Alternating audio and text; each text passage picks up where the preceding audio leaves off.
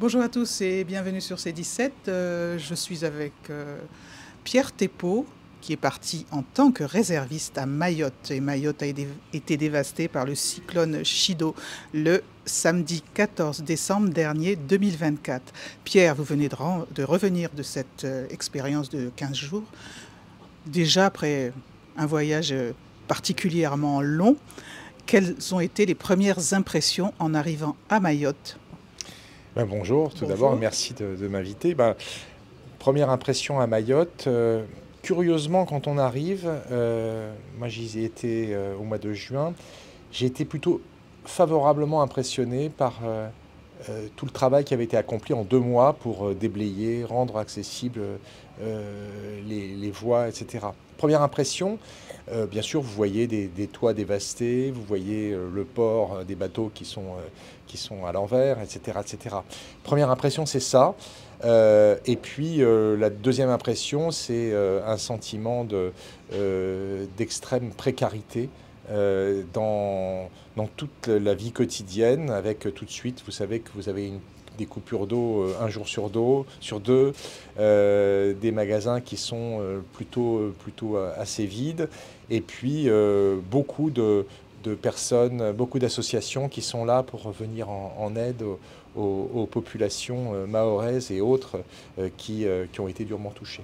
Alors, il y avait un manque de médicaments, il y avait des hangars qui ont été dévastés, il pleuvait, enfin, c'était des conditions quand même extrêmement défavorables, surtout quand on arrive, vous étiez avec beaucoup de jeunes réservistes qu'il a fallu aussi euh, soutenir.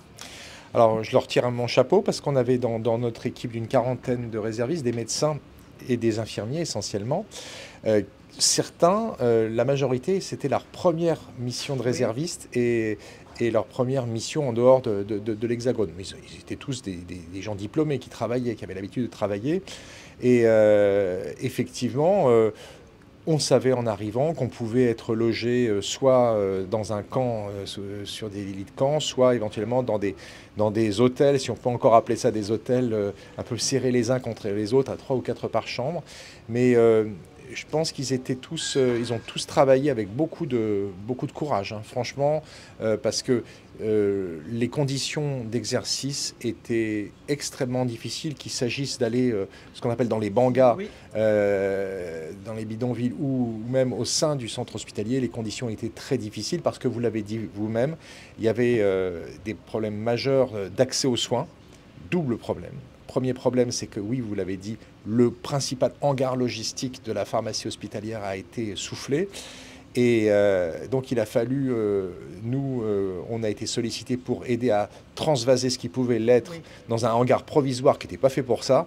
Et il y avait effectivement beaucoup de pénuries. Il y avait à peu près plus de 400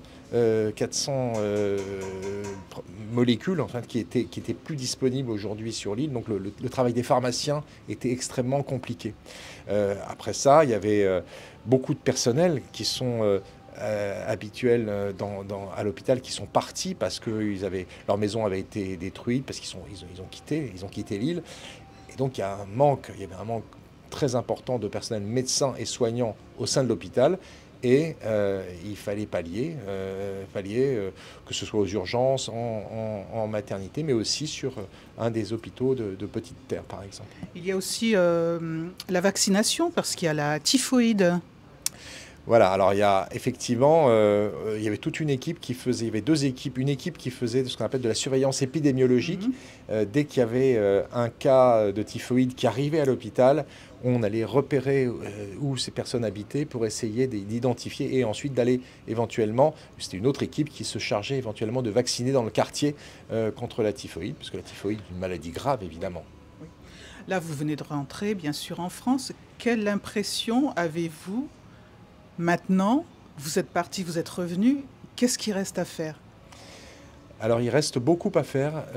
Il reste à trouver un équilibre sur ce territoire entre Oui. les migrants clandestins qui de fait ne vont pas se faire soigner parce que s'ils vont se faire soigner, ils se font par moments attrapés par les contrôles et donc ils vont être en rétention administrative. Donc ils vont se faire soigner vraiment très tardivement et parfois extrêmement tardivement, trop tardivement malheureusement.